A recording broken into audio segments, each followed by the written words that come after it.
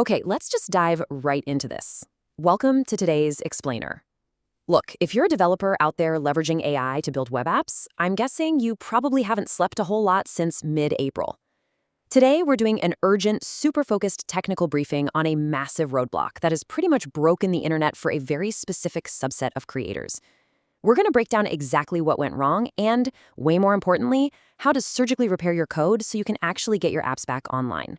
Because, yeah, it's the screen absolutely everyone has been staring at lately. The infamous white screen of death. Just hearing that phrase kind of strikes fear into the heart of any engineer, right?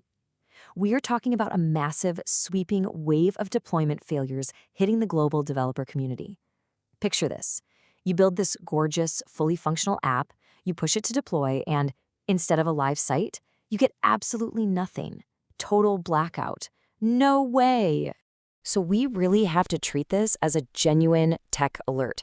Thousands of creators who rely heavily on the Lovable AI platform, and specifically we're talking about the folks exporting their projects to major hosting providers like Vercel and Netlify, are suddenly just totally locked out of their live projects.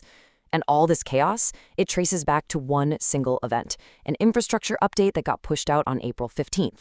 All right, let's calm the chaos for a second. Here's our emergency briefing structure for today. First, the April 2026 deployment crisis. Second, the anatomy of the 404 error.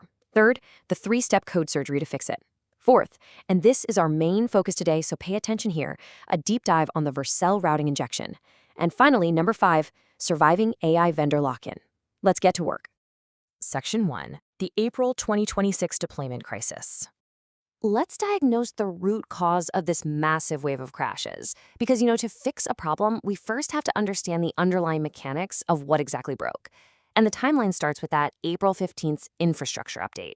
Up until this point, exporting code from Lovable was honestly pretty standard. But with this update, Lovable officially transitioned to a proprietary build engine.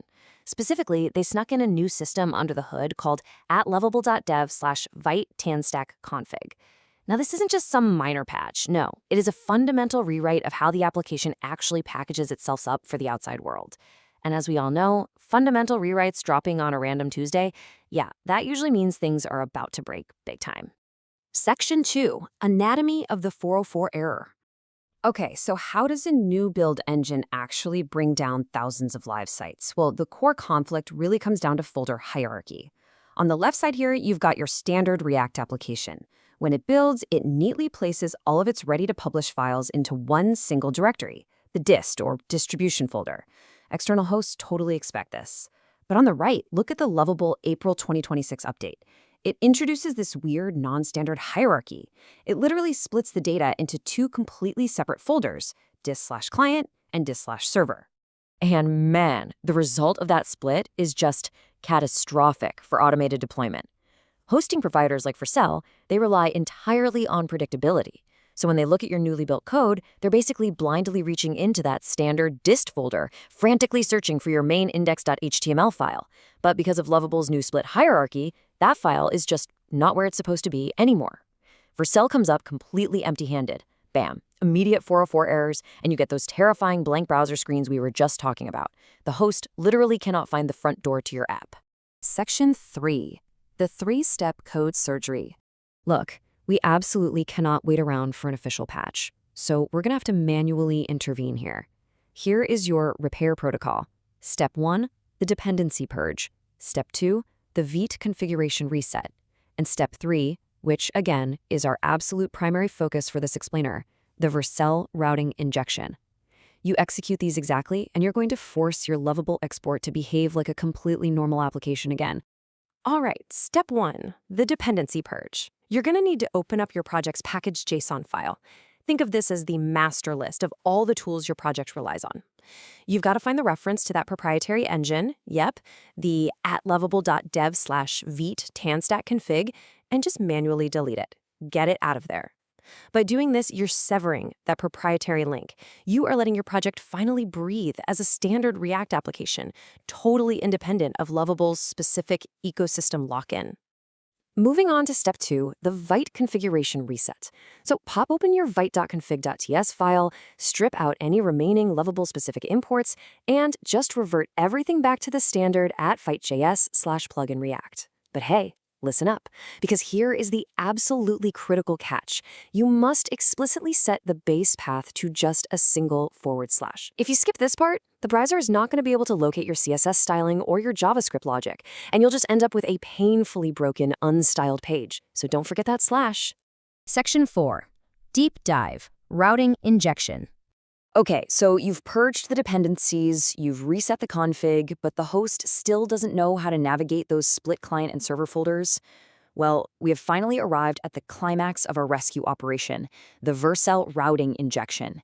This is it. This is the ultimate technical fix for that split folder problem. It requires manually adding a very specific configuration file, a vercel.json file, directly into the root directory of your project.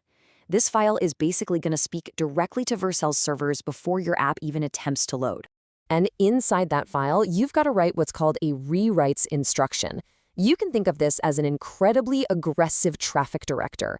Whenever Vercel gets confused by Lovable's weird split folder structure and tries to throw a 404 error, this rewrite rule just jumps in and intercepts it. It forces absolutely all incoming traffic to point directly to your main index.html file, regardless of where Lovable tried to hide it. It's brilliant. So your main actionable takeaway from today's explainer is simple. Create the vercel.json file. Write that rewrites instruction to catch all the routes, and place it right in your project root. Once you deploy this specific injection, Vercel is finally going to know exactly how to route the traffic, those 404 errors will completely vanish, and your application will be live and back in business for the public once again. Section 5. Surviving AI Vendor Lock-in. All right, we've successfully performed the code surgery, which is great. But we really need to zoom out for a second here. Why did this even happen in the first place? Let's transition from the immediate, technical fix to the broader industry implications of what this crisis actually represents. Because guys, this is not a bug in your code. It's a fundamental change in the industry's architecture. Lovable didn't just make a clumsy mistake. They deliberately updated their platform to a proprietary structure so they could better serve their own internal systems. If you're just sitting around waiting for them to fix the Vercel deployments, you're going to be waiting forever. Developers who don't learn how to perform this kind of manual migration and code surgery, they're going to remain permanently locked out of external hosting. Which brings us to the ultimate question you really need to ask yourself as we wrap up this explainer. As AI platforms keep evolving, they are inevitably going to create their own walled gardens. The sheer convenience of generating code with AI comes at the steep cost of standardized architecture.